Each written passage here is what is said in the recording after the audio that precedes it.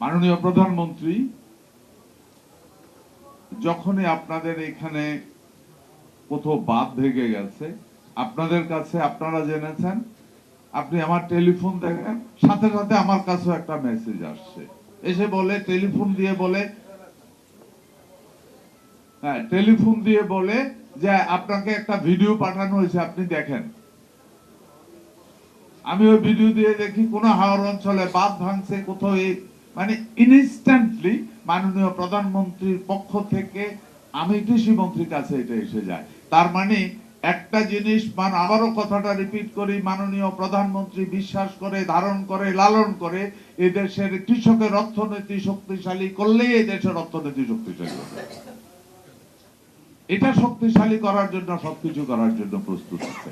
Next আমার বক্তব্য শেষ, যে লিস্ট তৈরি করা হয়েছে, আপনাদের মধ্যেই লিস্ট নিয়ে কনফিউশন আছে। সরকার চায় যারা ক্ষতিগ্রস্ত হয়েছে তাদের পাশে এসে দাঁড়াতে, মাননীয় প্রধানমন্ত্রী চায় তাদের পাশে এসে দাঁড়াতে। আমি কৃষকের প্রতিনিধি হিসাবে, আমি নিজেও ব্যক্তি জীবনে একজন কৃষক। আমি আসতে দেখলাম ধান উড়ায়, আপনি আমারে লাগাই দেন, আমি কোনো কামলার থেকে কম পারবো না। আমি দেখতেছিলাম ধান কাটতেছে, আপনি আমার এখনো খেতে নামান, আমি ওই কাছে দিয়া কারোর থেকে কম পারবো না। আমি অরিজিনালি জাত কৃষক। আমি মনে প্রাণে বিশ্বাস করি যে কৃষি দাঁড়াইলেই সব দাঁড়াবে, কিন্তু আমাদের মধ্যে আমরা, সরকার চাই ক্ষতিগ্রস্তদের উপকার করুক।